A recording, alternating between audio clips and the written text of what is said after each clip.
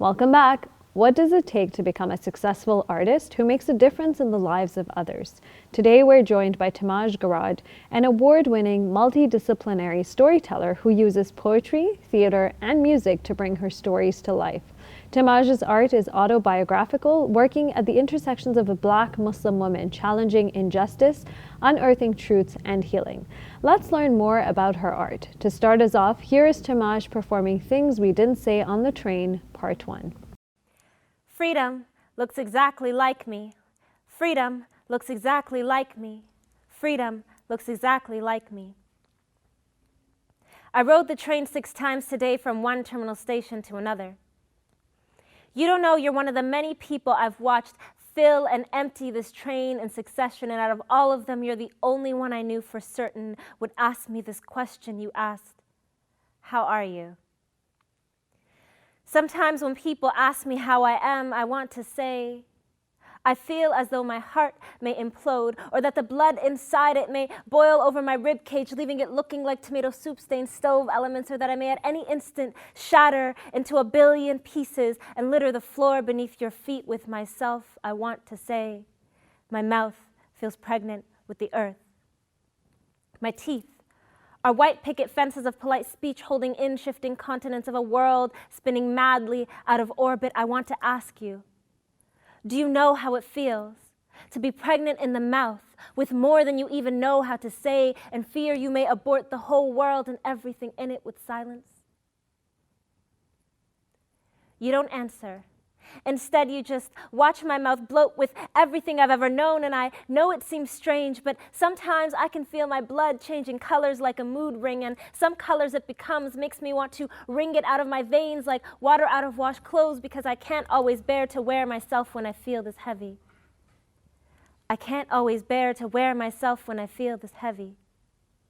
And I imagine you understanding, as if we're speaking the same language, and you would say something like, the emptying and refilling of ourselves often leaves us fuller than before. But instead, I have to translate every feeling. I tell you, I will start a revolution and protest the drought I caused in me until I bleed myself profusely and passionately back into myself, until freedom becomes my skin wrapped tightly around the whole thing, because freedom looks exactly like me. Freedom looks exactly like me. Freedom looks exactly like me.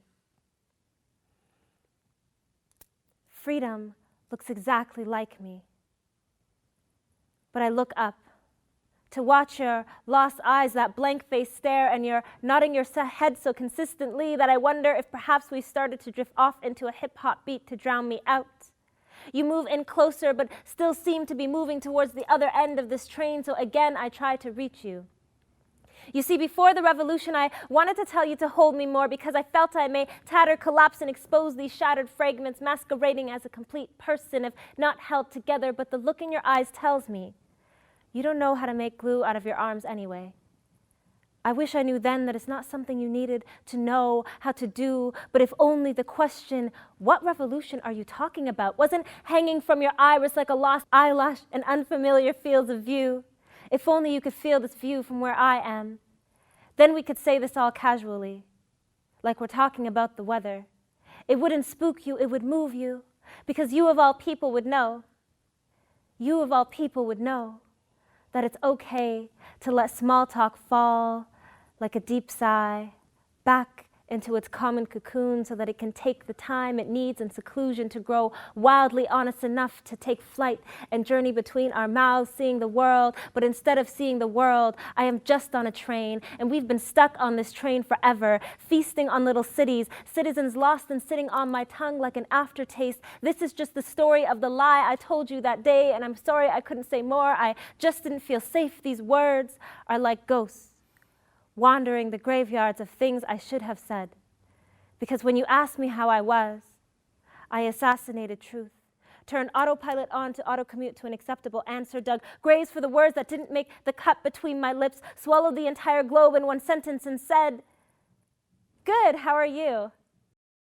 Timaj, that performance just, it spoke to me so much, because it talks about this, those are like general morning, everyday questions. Hey, how are you doing? I'm good. Those are like exactly what you said. They're on autopilot, and it just doesn't really give you the opportunity to really talk about, you know, what you're actually feeling. Like, it's almost like you're not allowed to say that in society. So thank you so much for that. I know it resonated with me a lot. Now I want to ask, how did you come up with that theme and even that entire spoken word piece?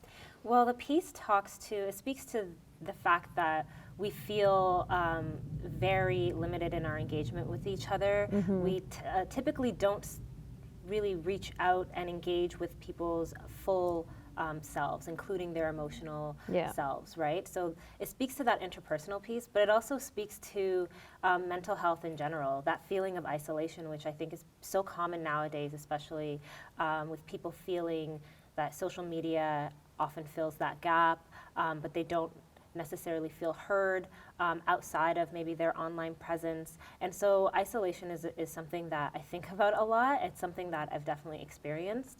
And it manifests in different ways for people that are on the mental health spectrum, closer to like the mental illness side of the mental health spectrum.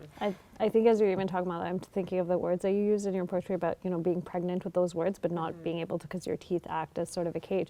So how did you, obviously these are issues I'm guessing maybe you face, but how do you actually sit down and come up with something so, I mean, the way you perform obviously is an art in and of itself, but even sitting down and coming up with the words and talking about mental health, is it more theme-based where you're like, okay, you know, I want to do a piece on mental health issues and how I'm feeling, therefore I'm going to sit down and do this? Or is it more just, you know, sometimes you get an urge and you're like, oh my God, I need to write, and like you write? It's more that. Really? Yeah, so it's more like I don't often work from the concept. I work from, usually I do something called a free write, which is just pen to paper and go. It's kind of like an impulse writing exercise, and I tend to do that more when I feel a sense of urgency, but I also do it kind of when maybe I haven't written in a while and I'm trying to kind of incorporate it more as a daily practice.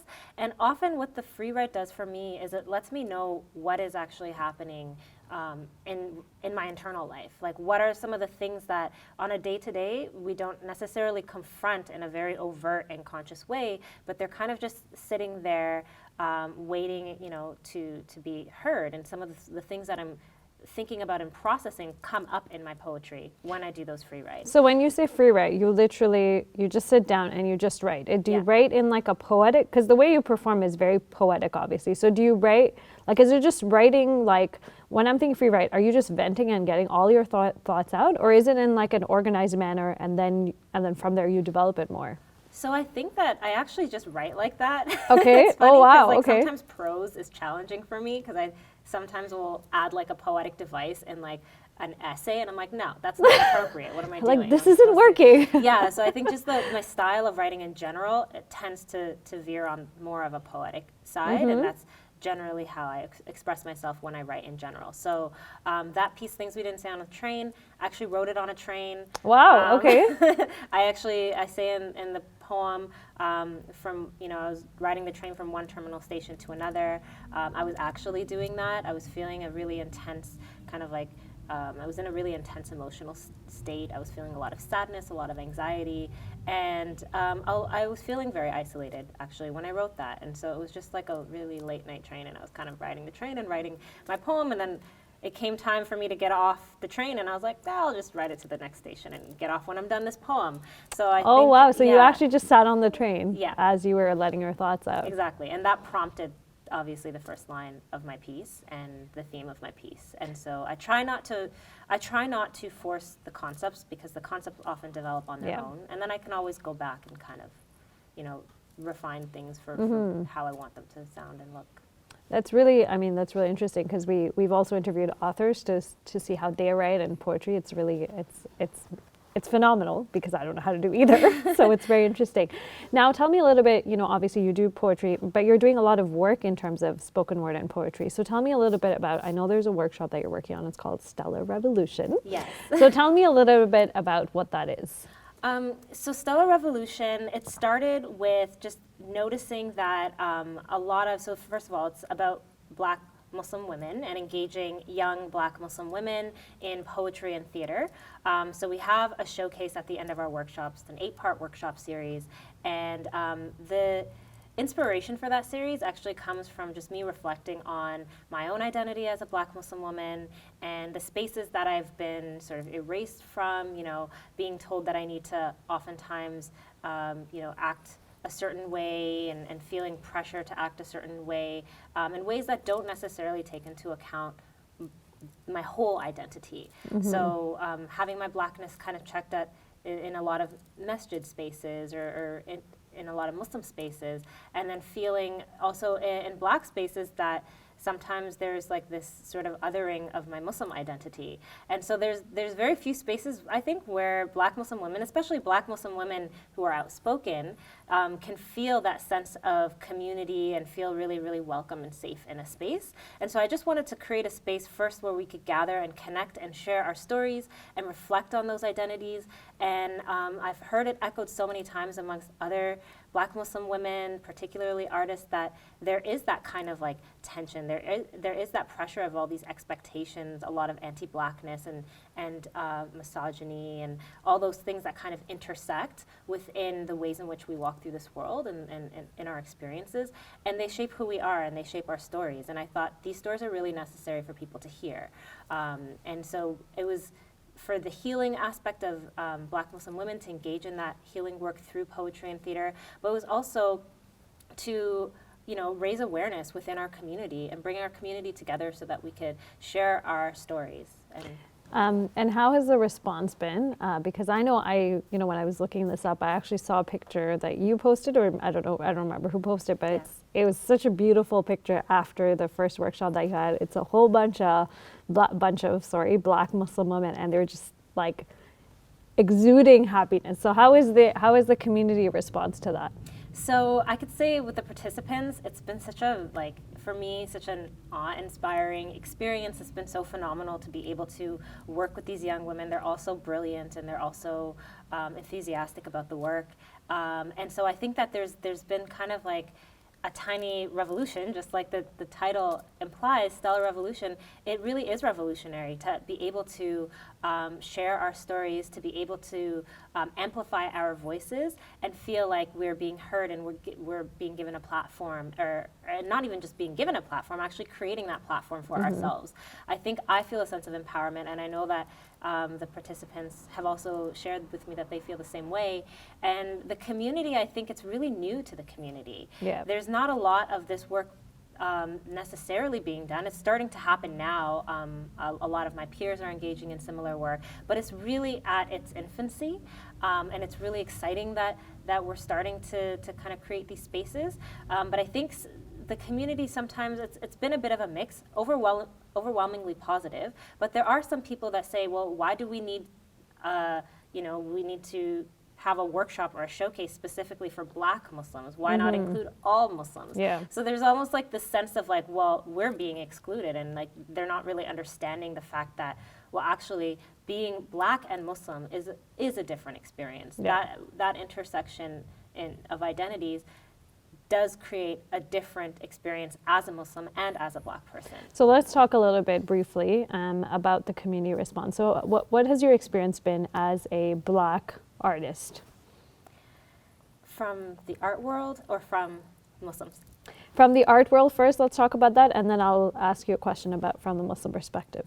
Okay, so it's been a lot of, I think sometimes people expect me to limit my content a lot of the times. So censorship? Censorship is a huge thing, and expectations, not necessarily just censoring me after the fact, but kind of almost wanting me to perform my identity instead of performing my story. So I've gotten a lot of requests to, perform specific pieces that just speak to my identity, or to perform a piece of it, my hijab or something. And I'm like, I don't have a hijab piece, and I most likely won't have one. Or you know what I mean? So there is this sort of fragmenting of my identity as an artist. It also sounds like tokenism of sorts, Tokenism, right? Absolutely, yeah, that's a better word. Tokenism, and I've experienced that a lot. I've experienced a lot of kind of censorship around some of the heavier topics that I discuss in my piece. Like anti-Black racism, like mental illness. When I say mental illness, I don't just mean, oh, I'm feeling a lot of stress, because yeah, that's a mental health challenge, but I'm also talking about mental illness. Mental illnesses like depression and anxiety. And so I think that a lot of the times people almost want to have this really PC, politically correct, let's not shake things up too much approach, especially when they're publicly performed. And I think that poetry, to me, is not necessarily supposed to make you feel comfortable all the time. There might be a bit of discomfort that we feel when we hear poetry or when we experience any kind of artwork, but I think that the purpose of art is also to tell a story, to make you think, and to bring us closer to being an equitable society too. And that's how I write, and that's how I enter spaces as an artist, with that intention. So it's always a little bit shocking when people expect me to kind of just, Do what they want and do what they want, but also be more joyful almost. And it's like, if you can't see the healing and the hope in these stories and the necessity of stories of pain, then maybe I'm not the artist for you. And what about the challenges you face? I'm sure you face those challenges in the Muslim community, but I'm sure there are added challenges. So tell me a little bit briefly about what those Muslim challenges are. So a lot of the times, they're related to compensating me, so for my labor, because it is a job, and it's a passion project. But I think that those two things can coexist, and a lot of the 100%. time, people do not take into account that artists are deserving of compensation just like any other professionals. And so the Muslim community in particular, there's this idea of like, oh, can you do it for the sake of God, like fi sabilillah, like or we're a fundraiser, so there'll be free lunch, or perform for exposure, you'll get lots of fans. And I'm kind of just like, these are not forms of payment that I can go and buy groceries with. Yes. So I think that it's important for the community to also take into account that artists are providing a service. And just like anyone else who's providing a service, that service needs to be respected and compensated fairly. And these are the only ways that we can really add cultural production to our lives. And cultural production is a necessity for us to thrive as human beings. So what advice do you, obviously these are very challenging issues as a new artist for other people who are coming into the field. So what advice do you have for young artists, including Black Muslim artists? I think that it's really important to tell stories that belong to you. So stories about you that you relate to, and to be careful of telling other people's stories, because I think a lot of the times people think, well, this is a really hot topic, maybe I should talk about that. And sometimes it's spoken outside of your lived experience. And I think that people do this because they think that their story is not important enough, their story is not interesting enough. And I would say that we all have stories that are important and interesting and valuable, and we need to start to kind of really dig and excavate those stories, because they're all beautiful. So I would say, like, when you're writing, be true to your story. You don't have to tell someone else's story, or a story that's outside of your scope or your interest, to be interesting, because we're already so creative and so powerful and so interesting the way that we are. I think that's a beautiful ending. Thank you so much for coming on our show. Thank you for having me. Hey YouTube, we hope you benefited from this video. If you liked it, or if you didn't, let us know in the comments below. And if you're interested in learning more, check out some of our other videos. And don't forget to subscribe so you can get new videos every Monday, Wednesday, and Friday.